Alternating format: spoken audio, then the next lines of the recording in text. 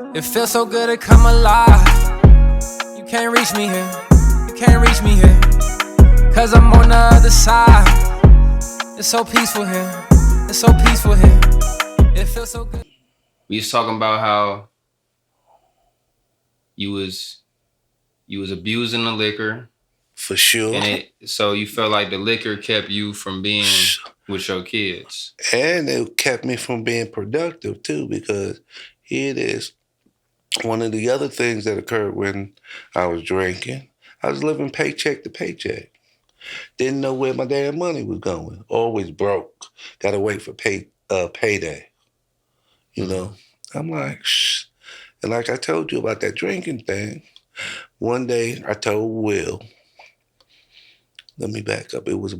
It's always about 8 in the house, 8 people, male and female. But one day I told Will, because I had sat back one day and just watched how they act after they got drunk. And I told Will, I said, let's sit back and just observe and see, do we act like that when we get drunk? And I'm like, damn, we probably do. Not aware of it. Think it's normal because everybody else is doing it. But sometimes, some situations you have to take yourself out the picture and just look and question yourself, do I do that? Or do I act like that? And shortly after then, I stopped drinking. I went cold turkey. You went cold turkey. You didn't go to like no rehab or nothing. No. You just was like, I'm done. I'm done. Like I said, I'm done. And like I said, now I can have a social drink. I don't crave it like I was craving it. And when you was, all right, so like you hanging around all your homies, all these homies, and seeing, you know, me and my brother come to your house, like they wasn't like, bro, like where your kids at? Nope, because they don't have no kids. Right, like, or if they was like your friends, they wasn't like, man, like, we're like, go see your kids. No. They would tell me, some of them would say, tell Chris and Brandon hello when you see them. And how would that make you feel, like knowing that you hadn't seen them? You know, I really didn't have no response. Really none. And sometime in between of that time, Chris, sometime I did see y'all. Or you would pop up over there. Poof. I would go get Brandon occasionally. But as far as on a continuous basis, no. And that didn't like eat you up, like not being around us, like that didn't bother you? Kinda, but kinda not. Because the liquor had already done took over. The liquor, look, go ask any junkie. They'll forget about their mama. Same thing the liquor does, take over. And all you want is some alcohol. The world, if it doesn't revolve around the alcohol, nothing else exists. And with the liquor, like I feel like usually when people abuse liquor, they running from some, or they trying to like suppress some pain. Like what you feel like you was running from? I wasn't running from nothing. Or you was trying to push down? It was the crowd I was hanging out with. And as far as problems in alcohol, most people, when they get problems, that's what they revert to. Drinking or smoking or whatever they're going to do. And not realizing that problem's still there tomorrow when you wake up. After you come off your little buzz, high, or whatever you want, it's still there. And you still got to deal with it. So you keep drinking? Keep drinking to get that smooth space of it's not there, it don't exist. And the level you was at, you said you was drinking every day? Chris, every day and all day. Like soon as you wake up? Look, I didn't do that wake up thing, but after I would drink a beer after I got up, maybe an hour or two later, something like that. But I wasn't, as soon as I get out the bed, I have to have a drink. No. I was gone, but not that far gone. And it's crazy. It's crazy. That's all you want is a drink. That's all you want is a drink. And what happens wait, let me finish. Oh, go ahead. I'm going to tell you the state I was in. Because you remember I used to live right across the bridge from the post office, right? I only get a 15-minute break. Where you think I'm going for them 15 minutes? Get a drink? To the house. Lunchtime, where am I going for 30 minutes? To the house. It's crazy. Once you get hooked on that, I want to say, you get so addictive to it. And if you do it long enough, you get accustomed to it. That's all you want to do. But you have to be, nobody can help nobody. I don't care what alcohol program, what therapist you go to. If you don't want to help yourself, can't nobody help you. You have to help yourself. Just like it is, you and Brandon used to get on me about smoking. I'm still smoking. If I don't want to stop, I don't care how much y'all preach to me. Think about that. I have to want to help myself and do better in that aspect and stop. Because if the mind can conceive, the body will achieve. The mind can conceive, the body will achieve. That's right. You got, what's the strongest thing on the universe? The mind? Hello. If you put your mind to it, you can do any damn thing you want to. So you put your mind to not drinking. That's it. You stop cold turkey. Cold turkey. So like for people who can't stop cold turkey, like what advice that they sometimes some of us are for lack of better words, some of us are kind of weak to certain things. And we need to talk to somebody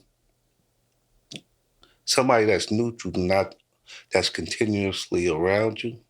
Talk to somebody to give you that little boost, that little kick in the butt, and encourage you to, if that's what you want to do, stop, encourage you to.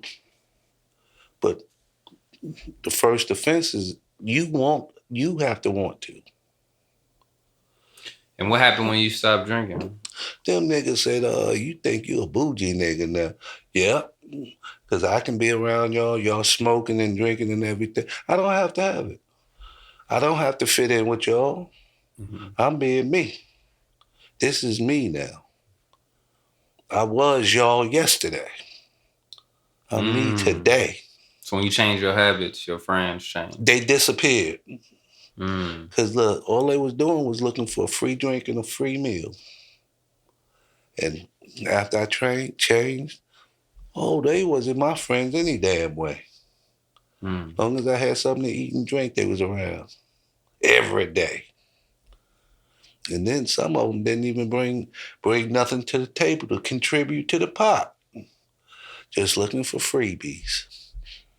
It's crazy. When you knew that I was drinking, like, did you get nervous for me or anything like that? Not really, because you wasn't a drinker. Not that I know of. I was a drinker. Not around me. Not around me. And I feel like I will always be like I'm gonna never be alcoholic because I seen my dad abuse liquor, and then I feel like I started abusing it. I started drinking every day. But see, I didn't see that part because I wasn't around you. But you would see me with the little Hennessy bottles, and you know what I'm saying? Like, how many times I seen you with that? Not that often. That's just like me and you ain't never sat down and had a drink together as father and son. Think about that. I remember you gave me some beer when I was like a kid. And you don't like beer. You don't like beer. I still don't like beer. But what if I like that shit and it was like, ooh, like ever since you gave it to me, like. Oh, well, I can't stop you. And the purpose of me giving you the beer was to make you not like it. I never like beer. I tried every beer. I do not like beer. It worked. Yes, so. It worked. It's crazy. And I seen it give you a beer belly. I never want to get a beer belly. I always want to be fit. Like I'm gonna be your age. I'm gonna still be fit. You don't, just because on the subject, just because you drink beer don't mean you have to get a beer belly. Well, if you drink enough, you will. No, you won't. Everybody don't get it. Mm. Everybody doesn't get it. Mm. It just depends on what you're doing, how you burning up them chemicals. Because beer turns to sugar eventually. All that barley and whatnot. Mm. So I could have sworn, I thought you went to rehab for the liquor. Oh, no, I didn't. My rehab. Mm. And it was that it? You just went cold. Like, was it hard to get off? Like, was you having withdrawals? No, I never had no withdrawals, fortunately. Because I've seen people get them DDTs. Boy, they go crazy. Be wanting to tear up stuff. And I'm like, damn, is it that serious? Behavior change and all that. Until they get a drink. Then it Do you feel like you got any effects from all that drinking, or you feel like, especially drugs, alcohol, whatever, it has some type of effect on you. But if you stop it, you'll feel the difference because your body will start reacting differently. Here it is, you're accustomed to, say, like little pinches or whatever. You stop, they're not there no more. And you say, damn, that's what was causing that. speaking of reacting, I know like when you was drunk sometimes, like I remember being a kid and I'd just be in the room like minding my business. And then like you would just come in there flashing on me for no reason. And then I wake up the next morning and then like you acting like it's all good. Like, Chris, you want something to eat? And I'm like, nigga, you just went, bro, you just did all that shit last night, bro. Like, what's up with you? Like, see, I wouldn't say alcohol or drugs or anything will make you react to little things or respond to little things in a different way. Instead of, letting it go or whatever. And it wasn't that serious. Just that particular time you was high, drunk or whatever, somebody might have did something or said something to you and you just, that's all it takes. Like you feel like you're not really yourself. Right. That's a good way to put it. It makes sense because they call them spirits. Look. So it's like another spirit in you. Yeah, look, it takes over. I don't care if you're alcoholic or drink sociably. Even sociably, some people can only handle one drink and not drink no more. Some people can handle 3 drinks and not drink no more. And being social, you have to know your limit. Just like when we went to dinner the other day, right? What did I do? Just drink 1 beer. I don't like it. They didn't have my kind. And she asked me, why do you drink it? I just like the taste of it now. Because it doesn't give me that little high I used to get from it before. It's like seltzer water to me now. And that's another thing. Your body get accustomed or used to it. You don't get the same effect. And that's what happens with junkies and alcoholics. Trying to reach that same level of drunk or high they was getting initially. They keep seeking and going higher and higher. That's what happens. Like I say, you have to know your limit. And like when you wasn't in my life, when you was, having your heyday. Yeah, when you was having your heyday, do you feel like that time, like, even stunted our growth, even after we got together and we wasn't close as we could have been, even today? Yes, it did, because that time in between, especially at y'all's age, that's the most critical time. between 13 and I'm gonna say 16, that's a critical time because you're really trying to learn and you're trying to find yourself. Mm-hmm. And after you get 16, sometime even 13, children don't want to even be bothered with their parents. Because they done got to school and start hanging out with them other little kids and they doing different things.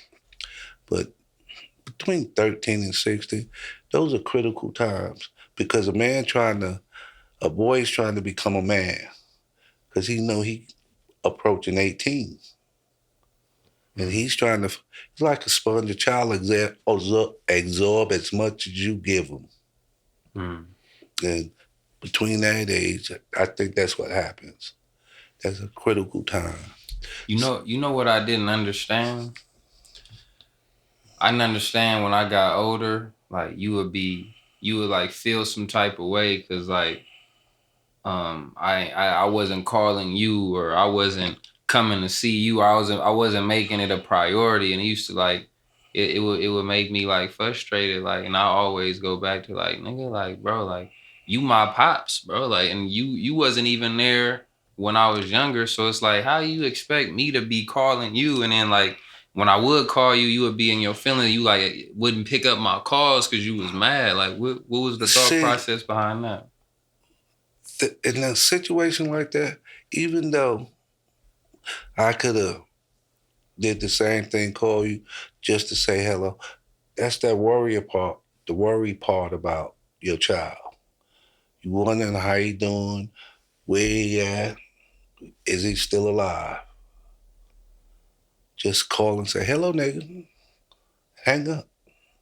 And then on the other part with you, when you call me, I know when you want something.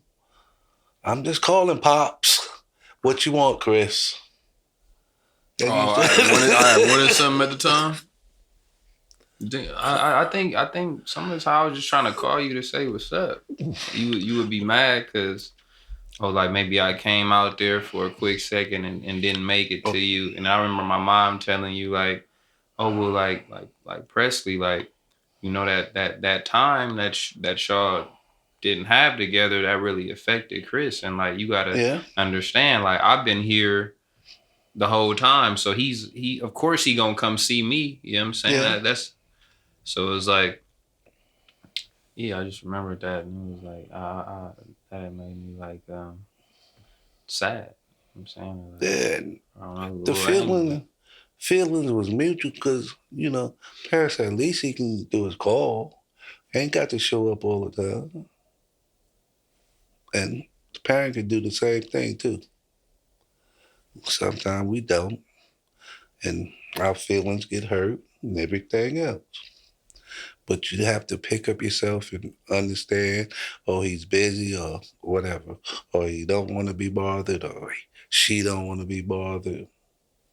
Just depends on the response and the reaction you get from that person when either you see them or call them.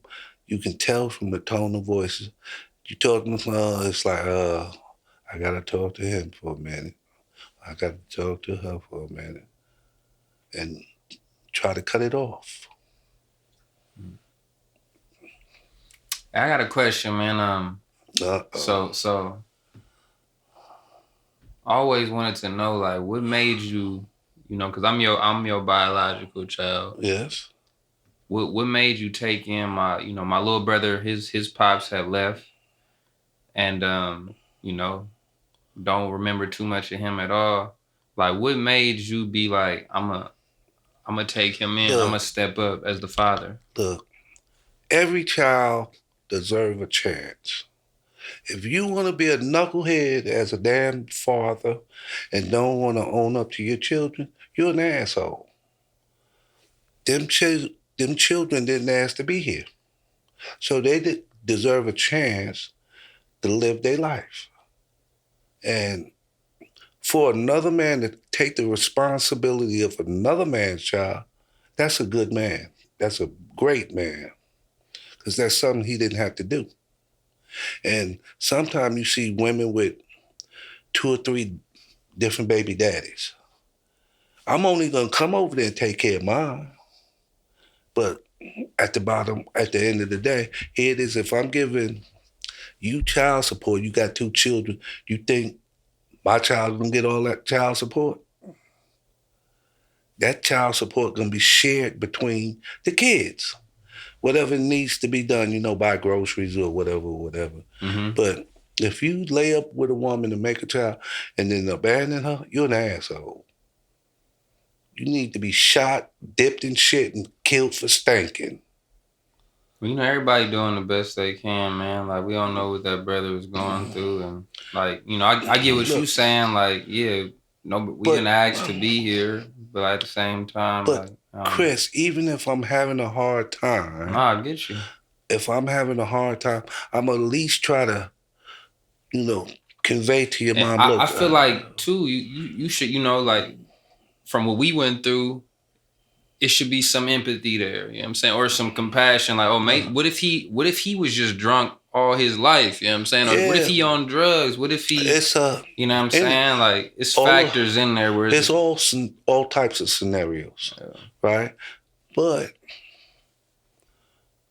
if you're doing that bad, you should try to communicate to the other person, saying, look, I'm all messed up right now. Did you communicate with me? A little bit. Just a little bit.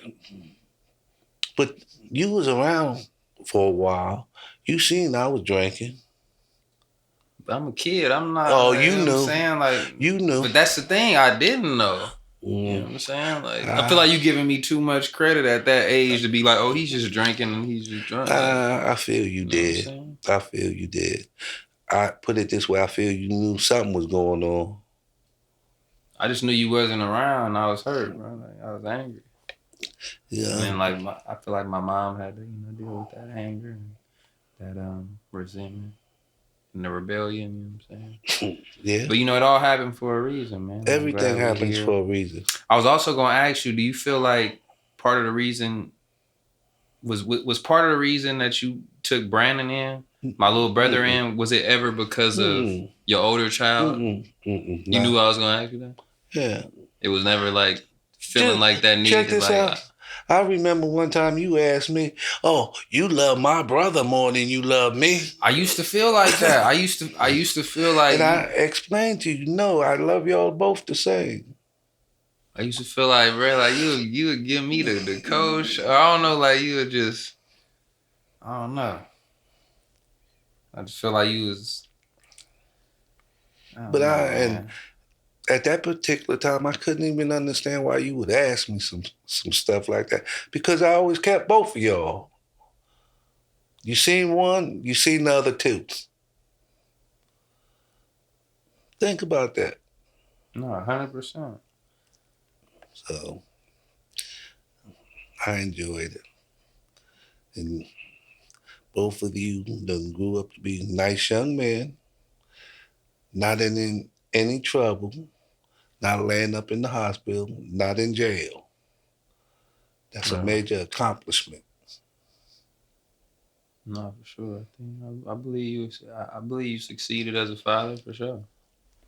Even though I did, had a time where we all have times. In trouble, yeah. We all have times. And then I stayed at your house on the ankle monitor, climbing out windows. Don't forget them days too. I feel like that time kind of like, like that brought us together. Like me going to jail, like, I feel like that was God. Like, I'm gonna send him to jail, because was you still drinking at that time, right? Mm-hmm. Yeah, I'm gonna send him to jail, and then like my mom, she couldn't deal with me, so I went over to your house on the ankle monitor, and I feel like that's where it was rough. It changed, but we was able to patch a lot of things up, and I feel like that was like a blessing in disguise. Oh boy, that's crazy. Just think about some of the bumps and the bruises we went through. It's crazy. And some of it could have been avoided if we just sat back and thought about it before we responded or reacted. I think that's what everything. That's it is. General. Some things you can get away with doing by just reacting. one of them spur of the moment things. But for the most part, you need to sit back and analyze the situation and formulate a solution in your mind or come up with a solution with the other person or whatever you're dealing with. Sometimes we don't do that. Yeah. And real quick, man, I just want to like touch on too, before we get out of here, how man, you and my mom, y'all had a co-parenting dynamic I never seen before, because y'all was divorced. She was married to my stepfather that was in my life for 18 years, but like you was over the house. You know what I'm saying? While they both was there, they'd go out of town. You would come and watch us, babysit us at the house. You know what I'm saying? Like they'll leave you the house to watch us. Like that's crazy. I've never heard of that. So I just wanted to touch on that. So see, the only time me and your mama had any fusion or argument is when we first got the divorce. She telling me how much child support I'm gonna give her. I'm telling her how much I'm gonna give her. And then it got real heated one time where she said, my friend is getting this amount of money for 2 children, then let her pay it. Let her pay it then. Just that simple.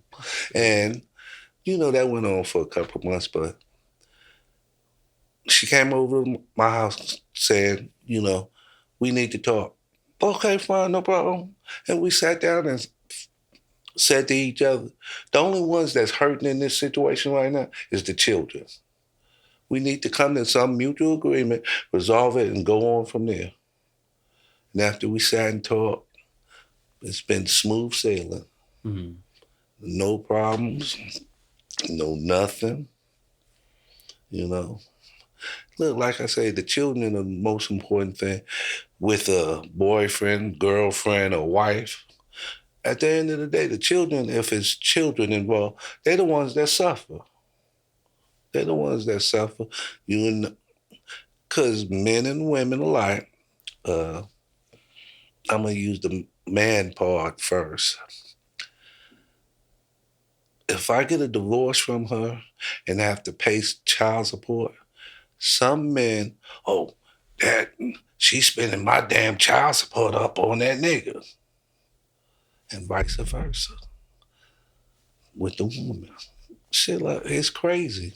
So what advice would you give to, co-parents out there? The communications is the key part. And the co-parenting, it's going to be some little flicker in there. And the communications is the bottom line. You can't avoid it. And sometimes when you get a new spouse, that causes conflict too. Because here it is, she's saying one thing to, the new girlfriend, and the new boyfriend talking to her in her ear. But how do you know? You don't have no kids. But here it is, if you did, you expect me to accept your children as mine. You knew it was a package deal in the beginning. You can't separate it after you get involved. Here it is if I know you already got 2 kids, me and you talking, at that point I have a choice to accept it or leave it alone.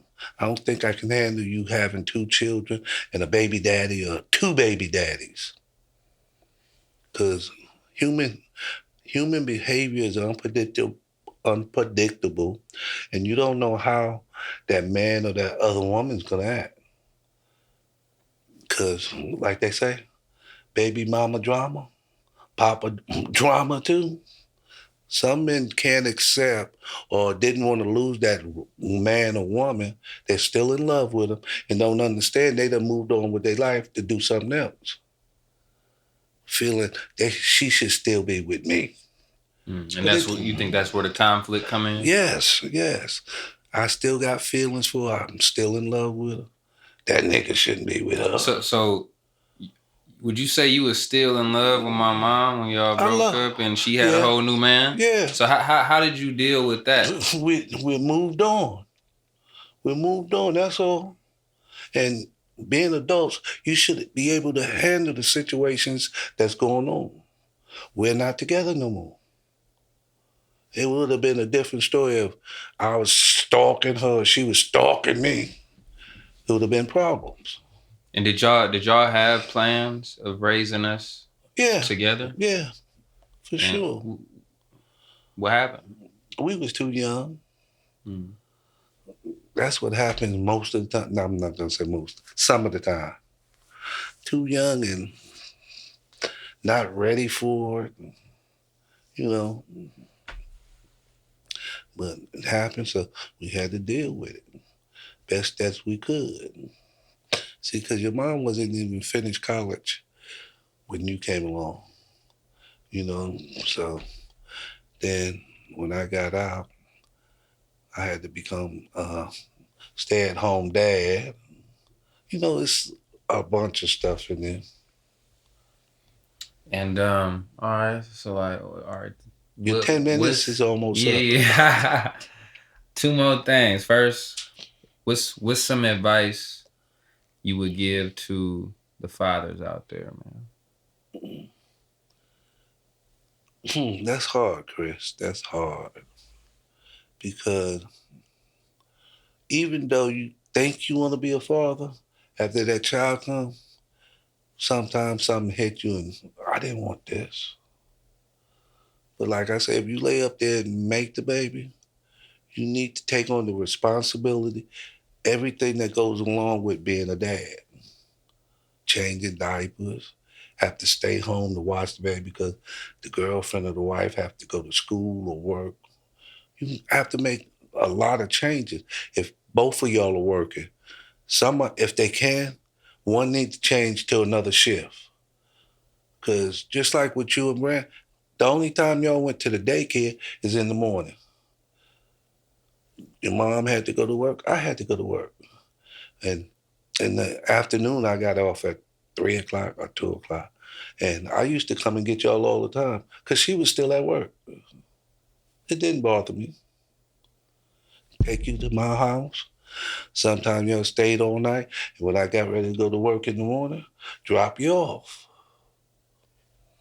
It's a lot of responsibility, and a lot of people aren't ready for that responsibility. And like I said, if they come, you have to prepare yourself mentally. Women too. Good. It's good when you're getting it, but the end results you may not like.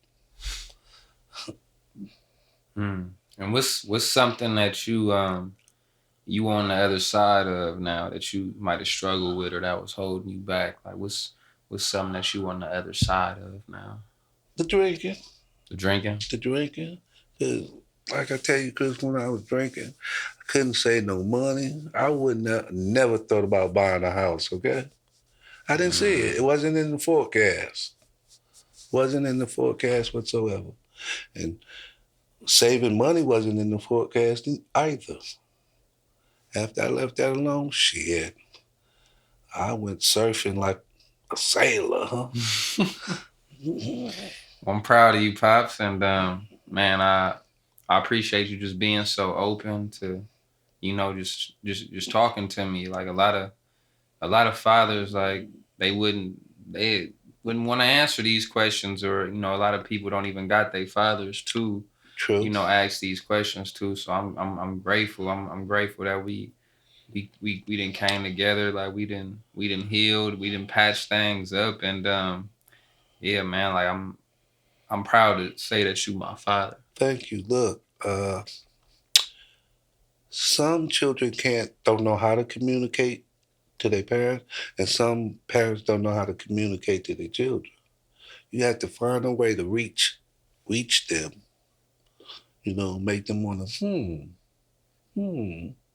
and for the child not to be scared to go talk to their parents. That's all it is, and Sometimes it's hard because even when I was a kid, I didn't think I could talk to my dad. It was always my mom. Because, like I say, he was out there doing his thing, being a low budget gangster. So, but if you look at the problems, any problem has a solution and you can overcome it. Just sit back and think about it first. Just think about it. You'll be all right. And like I told you earlier today, sometimes you need some. We're looking out the window. Sometimes you need somebody looking in the window because they can see more than you can. Mm, It's a trip. right. And don't force solutions. You're No. gonna create more problems. And like I say, they're gonna be instead of the book getting this there, it's start keep growing. And you ain't resolved nothing. You start a cycle, you have to go right back through it. Absolutely. So Well, thank you, Pops. you're welcome. You know, happy birthday, and thanks for coming out. Same So to we you. could spend our birthdays together. He a day after me, March 10th, March 11th. Pisces, real sensitive, but we love hard. We love wholeheartedly. Yeah, As long as we're being treated right. Don't get it twisted. It could absolutely. the devil could come out if you get on the wrong side of the fence. You through. I know for me. I can't speak for him. But you get on my bad side, I care less than $2 about you. Well, I appreciate y'all tuning in to C5, the other side. And this is Rufus Pressley, my pops. Thank you, pops. Love you, man. Thank you, love. Love you too, son. You always want to do Black Power handshake. You don't know nothing about that. Peace.